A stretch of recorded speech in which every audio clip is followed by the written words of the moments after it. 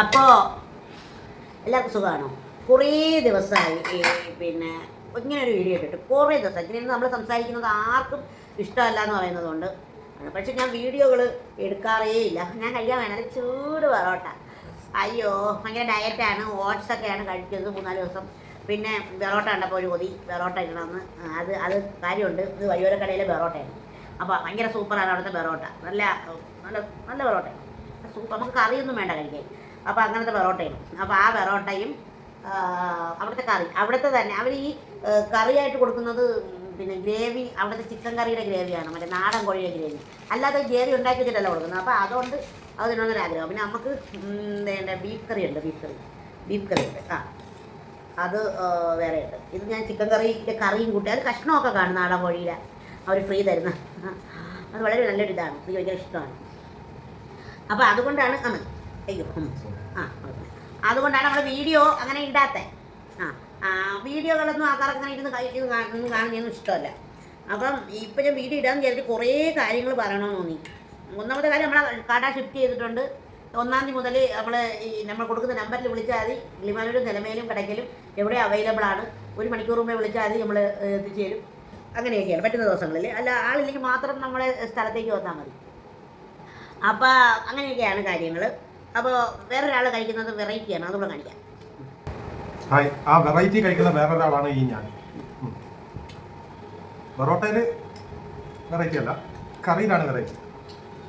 Beef കറി, ഉച്ചയ്ക്ക് ഉണ്ടാക്കിയ beef കറി പൊറോട്ടയും. നമ്മളെ മലയാളികളുടെ എന്താ പറയുക, മലയാളികളുടെ സ്വകാര്യ ആഹാരം. എനിക്ക് പറയുന്ന ഇത് നമ്മളെ നിത പറഞ്ഞു തന്ന നിത അശോക് പറഞ്ഞു തന്ന റെസിപ്പി പ്രകാരം മറ്റേ ബീഫ് കറിയാണ്. വീഡിയോ എടുക്കാൻ പറ്റില്ല, കാരണം ഗ്യാസ് ഇല്ലാത്തതുകൊണ്ട് പുറത്തിട്ട് വേവിക്കും. അപ്പം എനിക്ക് പോയി നിന്ന് വീഡിയോ എടുക്കാൻ പറ്റില്ല. അതുകൊണ്ട് ഞാൻ ഉള്ള കുഴപ്പമുണ്ട്. അത് സാരമില്ല, പറ്റുമ്പോഴൊക്കെ വീഡിയോ എടുത്തിടാം. അപ്പം നമ്മളെ വീഡിയോ ഒന്നുമില്ല, വീഡിയോ ഒക്കെ വ്യത്യസ്തമായിട്ടൊക്കെ ഇടണമെന്ന് വിചാരിക്കുന്നു. ചിക്കൻ കറിയും കുത്തി പൊറോട്ട എങ്ങനെയുണ്ടെന്ന് അറിയാമോ? അതെ അതെ, നല്ലതാണ്. ഞാൻ വലിയ ഡയറ്റിലോട്ടൊക്കെ പോയേ ഓട്സ് കഴിച്ച്, അപ്പോഴത്തേക്ക് പൊറോട്ട ഉണ്ട്. പൊറോട്ട ഉണ്ടാ പിന്നെ ഒരു രക്ഷയില്ല. വഴിയോരക്കടയിലെ പൊറോട്ടയും വഴിയോരക്കടയിലെ ചിക്കൻ കറി. അതെ, പൊളിമാസാണ് നല്ലത്. അപ്പോൾ വീഡിയോയൊക്കെ പറ്റിയൊക്കെ നിങ്ങളുടെ അഭിപ്രായം എന്താണ്? നമുക്കൊരു കണ്ടന്റ് കാണിക്കാൻ എങ്ങനെയാണ് കണ്ടന്റുകൾ ഇതാകുന്നതെന്നാണ്, ഏത് കണ്ടന്റാണ് ആൾക്കാർക്ക് ഇഷ്ടപ്പെടുന്നതെന്നാണ്. കാരണം മനുഷ്യരെല്ലാം പലരും പല രീതിക്കാണ് ഒരു കണ്ടന്റിനെ ഇടുന്നത്. എനിക്ക് എപ്പോഴും ഇങ്ങനെ ഹാപ്പി ആയിട്ട് അല്ലെങ്കിൽ മറ്റു കാര്യങ്ങളൊക്കെ പറയുന്ന ആണ് ഇടണമെന്നാണ് ആഗ്രഹം. വീഡിയോ, പാചക വീഡിയോ, യാത്രാ വീഡിയോ. ഇപ്പം നമുക്ക് ഒന്നാമത്തെ കാര്യം ഷോപ്പ് ഷിഫ്റ്റിങ്, ഇനി വീട് ഷിഫ്റ്റ് ചെയ്യണം. അതിൻ്റെ കാര്യങ്ങളും ഒക്കെ ഉണ്ട്. എല്ലാം കൂടെ കൊണ്ട് തകർത്ത് കിടക്കുകയാണ്. അപ്പോൾ വീഡിയോ ഒക്കെ ഇങ്ങനെ ഇടയ്ക്ക് വരും, അത്രയേ ഉള്ളൂ. അപ്പോൾ നൈമിത്രയെ നിങ്ങൾ ഓർക്കണം. എല്ലാത്തരം അച്ചാറുകളും മസാലകളും ഇടിയിറച്ചി എല്ലാം ഉണ്ട്.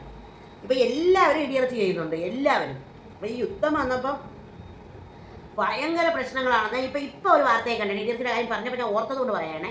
ഇപ്പം ഞാൻ കണ്ടതാണ്, പകുതി ആൾക്കാരും പ്രവാസികളും നാട്ടിലേക്ക് വരാൻ സാധ്യതയുണ്ട്. കാരണം ജോലി പോകാൻ സാധ്യതയുണ്ട്, പ്രശ്നങ്ങളാണെന്ന് എന്നുവെച്ചാൽ വലിയ പ്രതിസന്ധിയാണ് നമ്മൾ നേരിടാൻ പോണം. അപ്പം നമ്മുടെ പ്രോഡക്റ്റുകൾ തന്നെ പ്രവാസികളാണ് കൂടുതലും വാങ്ങിക്കൊണ്ട് പോകണം. അതിൽ ഒന്നാമത്തെ കാര്യം, പലരും പറയും അച്ചാറുകളൊക്കെ ഉണ്ടാക്കുന്നത് ഭയങ്കര എന്താണ്, പ്രിസർവേറ്റീവ് ഒന്നും ചേർക്കണ്ട, ഇങ്ങനെ ചെയ്താൽ മതി. അങ്ങനെ പ്രിസർവേറ്റീവ് ഒന്നും ചേർക്കാതെ പച്ച വെള്ളത്തിൽ നിന്ന് കോരി അച്ചാറിട്ടാൽ ഇരിക്കത്തില്ല. അത് പ്രിസർവേറ്റീവ് ചേർത്തേ ഇരിക്കൂ. അപ്പം നമ്മൾ ചെയ്യേണ്ടത് ഈ ഇടിയിറച്ചിയൊക്കെ ഡ്രൈ ആയിട്ടിരിക്കുന്നത് ഉണ്ടാക്കണം, ചമ്മന്തി പൊടി ഇടിയിറച്ചിയൊക്കെ. അപ്പം നമ്മൾ വെള്ളത്തിൻ്റെ ഒരു അംശം പോലും ഇല്ലാതെ എല്ലാം വെയിലത്തുണക്കി, വെയിലില്ലെങ്കിൽ തിളച്ച വെള്ളത്തിൽ കഴുകി അങ്ങനെയൊക്കെയാണ് ചെയ്യുന്ന. അത് 7-8 മാസം ഇരിക്കും. അപ്പോൾ ഈ പ്രവാസികളുടെ പ്രശ്നം അല്ലെങ്കിൽ യുദ്ധമൊക്കെ വന്നത് മൂലം പൊതുവേ പിന്നെ നൈമിത്ര ഒന്ന് എന്താണ് നൈമിത്രയ്ക്കൊരു വിഷമമുണ്ട്. കാരണം നൈമിത്ര തന്നെ എല്ലാ സംരംഭകർക്കും. അപ്പോൾ ഈ സംരംഭം വളരണമെങ്കിൽ ഈ യുദ്ധം ഇല്ലാതാവണം അല്ലേ? അപ്പോൾ യുദ്ധം ഇല്ലാതാവാൻ വേണ്ടി നമുക്കൊന്നും ചെയ്യാൻ പറ്റത്തില്ല. നമുക്ക് ദൈവവിശ്വാസികളാണെങ്കിൽ പ്രാർത്ഥിക്കാം. പിന്നെ രണ്ടാമത്തെ കാര്യം എന്ന് പറഞ്ഞാൽ എനിക്ക് വീഡിയോ ഒക്കെ ഇടാൻ ഒരു മടിയായിട്ടുണ്ട്. പോസ്റ്റൊക്കെ ഇടുമ്പോൾ ഒരു മടി. ഇപ്പം ഫേസ്ബുക്കിൽ കണ്ടന്റിന് വേണ്ടിയാണ് ഇടുന്നതെന്ന് പറയും ഇത്തരം ആൾക്കാർ പറയുമ്പോഴേ, ഞാൻ ഇന്നേ വരെ കണ്ടന്റിന് വേണ്ടി ഇടും. പക്ഷേ എൻ്റെ ഒരു വിഷമം കണ്ടന്റിന് വേണ്ടി ഇടില്ല. കഴിഞ്ഞൊരു ദിവസം എനിക്ക് അമ്പലത്തിൽ പോയപ്പോൾ, ഞാൻ അങ്ങനെ അമ്പലത്തിൽ പോണ ആളല്ല, അങ്ങനെയൊന്നും പോകണമെന്ന് വീഡിയോകളൊന്നും നിങ്ങൾ കണ്ടിട്ടില്ല, വല്ലപ്പോഴും കൂടിയാണ് കണ്ടിട്ടുള്ളൂ. അപ്പം ഞാൻ അവിടെ പോയത് എൻ്റെ അമ്മയുടെ കൂടെ സന്തോഷമാവാൻ വേണ്ടി പോയതാണ്. അപ്പം എനിക്ക് ആ ബുദ്ധിമുട്ട് ഞാൻ ഇട്ടത് മൂലം അത് അവിടെ നിന്ന് വന്നപ്പോൾ അതൊരു കണ്ടന്റ് ആണെന്നൊക്കെ പറഞ്ഞപ്പോൾ എനിക്ക് ഭയങ്കര വിഷമം ഉണ്ടായിട്ടാണ്. ഈ വീഡിയോ കാണുന്നവർ കണ്ടാൽ മതി. നല്ല വിഷമം ഉണ്ടായി. കാരണം കണ്ടന്റിന് വേണ്ടി ഇതുവരെ എൻ്റെ വിഷയങ്ങളൊന്നും എടുത്ത് പറഞ്ഞില്ല. അങ്ങനെയാണെങ്കിൽ എനിക്കിപ്പോൾ വീൽ ചെയറിൽ ഇരുന്ന് കഷ്ടപ്പെട്ട് ജോലി ചെയ്യുന്നത് കാണിക്കാം, ഞാൻ തൂക്കുന്നത് കാണിക്കാം, ഞാൻ എന്തെങ്കിലുമൊക്കെ ചെയ്യുന്നത് കാണിക്കാം, ഞാൻ തുണി കഴുകുന്നത് കാണിക്കാം, എൻ്റെ ഇടത് കൈ കൊണ്ട് ചെയ്യുന്നതെല്ലാം കാണിക്കാം, എനിക്ക് പാചകം ചെയ്യുന്നതാണ്, അതെല്ലാം കണ്ടന്റ് ആവൂലേ? അതൊക്കെ കാണാൻ ഒരുപാട് ആൾക്കാരാണ്. കാരണം അയ്യോ പാവാ കൊച്ചത് ചെയ്യുന്നില്ല, ആ ചേച്ചി അത് ചെയ്യുന്നു എന്ന് പറഞ്ഞ് കാണൂലേ? പക്ഷെ ഞാൻ അതല്ല ഉദ്ദേശിക്കുന്നത്. ഞാൻ ഒരു സാധാരണ ഒരാളെ പോലെ ജീവിക്കണം, ഞങ്ങളുടെ പ്രോഡക്റ്റ് മറ്റുള്ളവരിൽ എത്തണം എന്നാണ് ഞാൻ വീഡിയോ കൊണ്ട് ഉദ്ദേശിക്കുന്നത് കേട്ടോ. അപ്പോൾ ദയവായി കണ്ടന്റുകൾ എന്ന് പറയുന്നവർ മനസ്സിലാക്കണം എന്താണ് ദീജയുടെ വീഡിയോയിലെ ദീജയുടെ പ്രൊഫൈലിൽ നടക്കുന്നതെന്ന്. അപ്പോൾ യുദ്ധത്തിൻ്റെ വലിയ പ്രശ്നമുണ്ട്, അതിനെക്കുറിച്ച് നമുക്ക് സംസാരിക്കാം. ഞാൻ വീഡിയോ ആയിട്ട് വന്നതിന് അതിനെക്കുറിച്ച് പറയാനാണ്. അപ്പോൾ നമ്മുടെ ബെറോട്ട തിന്നുന്ന അതിലങ്ങായിപ്പോയി, സോറി. അപ്പോൾ നമ്മളൊക്കെ വളരെ തീവ്രമായിട്ട് യുദ്ധത്തിൻ്റെ പ്രശ്നങ്ങളിലെ കെടുതികളെക്കുറിച്ച് നമ്മൾ ഇതാവണം. കാരണം ഗ്യാസ് നമുക്ക് കിട്ടുന്നില്ല, നമുക്ക് തന്നെ ഗ്യാസ് കിട്ടുന്നില്ല. അപ്പോൾ എത്രയോ കടകൾ പൂട്ടി എന്ന് പറയുന്നത് ഇന്നും കേട്ടു, കടയിൽ കച്ചവടമില്ലാന്ന്. അപ്പോൾ പലരും കടം എടുത്തിട്ട് ആണ് ചെയ്യുന്നത്, മാസം വാടക തന്നെ കൊടുക്കണം. അപ്പോൾ സംരംഭകരെല്ലാം ഇപ്പോൾ വളരെ വലിയ ബുദ്ധിമുട്ടിലാണ്. അപ്പോൾ ഇത്രയാണ് എനിക്ക് പറയാനുള്ളത്. അപ്പോൾ ഇനി താക്കച്ചിന്തയിലൂടെ പറഞ്ഞ് അവസാനിപ്പിക്കും. യുദ്ധത്തെക്കുറിച്ച് 2 വാക്ക് പറയൂ. എന്തായാലും യുദ്ധം നമ്മൾ യുദ്ധം നടക്കുന്നിടത്തല്ല, ഒരു 10,000-4000 കിലോമീറ്റർ ദൂരെയാണ് യുദ്ധം നടക്കുന്നത്. പക്ഷേ അവിടെ നടക്കുന്നത് രക്തച്ചൊരിച്ചിലുകളാണ് അവിടെ നടന്നുകൊണ്ടിരിക്കുന്നത്. പക്ഷേ നമ്മൾ 4000 കിലോമീറ്റർ ഇപ്പുറമുള്ള നമ്മൾ പോലും അതിൻ്റെ കെടുതി ലോകം മുഴുവനും അനുഭവിക്കുന്നു എന്നുള്ളതാണ്. ഒരു ലോകം മുഴുവനും അവിടെ നടക്കുന്ന യുദ്ധത്തിൻ്റെ കെടുതിയും അതിൻ്റെ ആഫ്റ്റർ എഫക്ട്സ് അത് എല്ലാവരും അതിന് എത്രയോങ്കിലും വർഷങ്ങളോളം നമ്മളത് അതിൻ്റെ ആ ഇപ്പോൾ നടക്കുന്ന യുദ്ധമൊക്കെ കഴിഞ്ഞ് സമാധാനത്തിലെത്തിയാൽ പോലും വർഷങ്ങളോളം നമ്മളത് അനുഭവിച്ചേ മതിയാവുള്ളൂ. അതിൻ്റെ പ്രശ്നങ്ങൾ, സാമ്പത്തിക പ്രശ്നങ്ങളൊക്കെ ഒന്ന് പരിഹരിച്ച് വരണമെങ്കിൽ ഒരുപാട് വർഷം നമ്മൾ ഈ ബുദ്ധിമുട്ട് അനുഭവിച്ചേ മതിയാവുള്ളൂ. അതാണ് യഥാർത്ഥത്തിൽ യുദ്ധത്തിൻ്റെ പ്രശ്നം. ഒരുപാട് പേർക്ക് കച്ചവടമില്ല, ഒരുപാട് ഗ്യാസ് ഇല്ലാത്തതുകൊണ്ട് ചില കടകളൊക്കെ നിർത്തി, ഭക്ഷണ സാധനങ്ങൾക്ക് വില കൂട്ടി. 10 രൂപ ചായക്ക് 10 രൂപയ്ക്ക് ചായ വിറ്റിരുന്നത് ഇപ്പോൾ 15 രൂപയായി. ലോക്കൽ കടകളുടെ കാര്യമാണോ? 12ആയി, 15ആയി. 10 രൂപയ്ക്ക് പൊറോട്ട കിട്ടിയിരുന്നത് അത് 15ആയി. പിന്നെ പല ഐറ്റംസുകൾ ഉണ്ടാക്കലൊക്കെ നിർത്തി. ഇപ്പം ഏതോ 1-2 ഐറ്റം അങ്ങനെ ആക്കിയിട്ടുണ്ട്. ഞാൻ പല ഹോട്ടലുകാരുമായിട്ട് സംസാരിക്കുന്നതാണ്, ദിവസവും സംസാരിക്കുന്നതാണ്. അതുകൊണ്ട് ഞാൻ അതിനെക്കുറിച്ചുള്ള കൂടുതൽ വിവരങ്ങൾ അറിയാൻ പറ്റുന്നത്.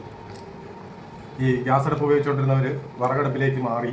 അതും ഒരുപാട് ബുദ്ധിമുട്ടിയാണ്. അതിൻ്റെ സിസ്റ്റങ്ങളെ മൊത്തവും മാറ്റി വിറക് ശേഖരിക്കാനുള്ള സ്ഥലം ഉണ്ടാക്കണം. അങ്ങനെ ഒരുപാട് പ്രശ്നങ്ങളുണ്ട്. എന്തായാലും നമ്മൾ അനുഭവിച്ചേ മതിയാവുള്ളൂ. എല്ലാ പ്രശ്നങ്ങളും നമ്മൾ തരണം ചെയ്ത് മുന്നോട്ട് തന്നെ പോകും. എല്ലാവരും ഇത് നേരിട്ട് അനുഭവിക്കുന്നവരുടെ വിഷമം നമ്മൾ എത്രത്തോളം നമുക്ക് ഊഹിച്ചാൽ പോലും ഊഹിക്കാവുന്നതിനും അപ്പുറമാണ് നേരിട്ട് അനുഭവിക്കുന്നവരുടെ ദുരിതം. അത് സത്യത്തിൽ വല്ലാത്ത വിഷമം ഉണ്ടാക്കുന്ന ഒരു സംഭവമാണ്. അത് ഏത് രാജ്യമായാലും അത് സാധാരണക്കാർ കൊല്ലപ്പെടുന്ന, സാധാരണക്കാരൻ്റെ സമ്പത്ത് നഷ്ടപ്പെടുന്ന ഒരു സംഭവമാണ്. ഓക്കെ, എനിക്ക് യുദ്ധത്തിനെക്കുറിച്ച് അത്രയേ പറയാനുള്ളൂ. പിന്നെ നൈമിത്ര എല്ലാം ശരിയാവും എന്ന് വിചാരിക്കുന്നു. എല്ലാവരുടെയും സപ്പോർട്ട് ഉണ്ടാവും.